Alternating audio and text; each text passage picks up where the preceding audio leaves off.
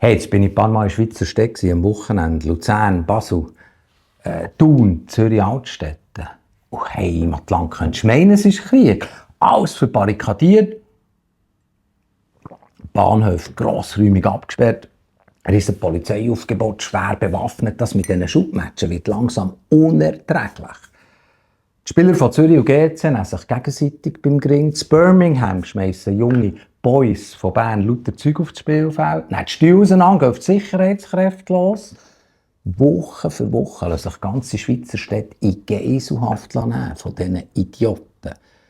Weißt du, was das kostet? All die Ausschreitungen, die Sachbeschädigungen.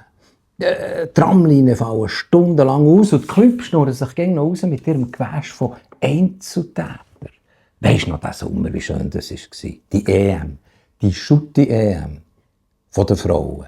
Alles friedlich, ein Miteinander, ein Fest. Du hast doch kaum die Polizei gesehen. Ausser einmal hat es massiv Schmier gehabt, bin ich verklüpft. Aber da hätte man scheinbar den englischen Prinz William müssen beschützen. Aber sonst, das Frauen schutten untereinander ein Riesenfest. Die 7 Polizeidirektorinnen von 7 Schweizer Austragungsorten haben schon recht gehabt, was sie im Verband und der Liga der Männer haben geschrieben, sie sollen sich ein Vorbild nehmen, das Mannenschuten soll sich ein Vorbild nehmen, der friedlichen EM.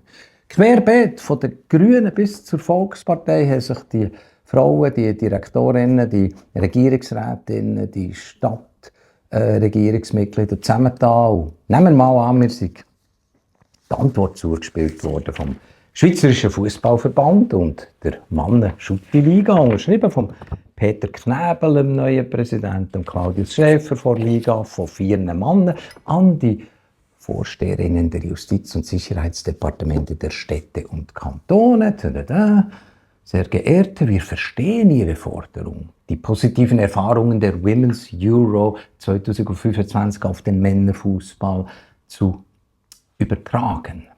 Aber der Männerfußball ist eine ganzjährige, wettbewerbsintensive Plattform mit tief verwurzelten Lokalrivalitäten, hoher Emotionalität und, Achtung, gesellschaftlicher Relevanz.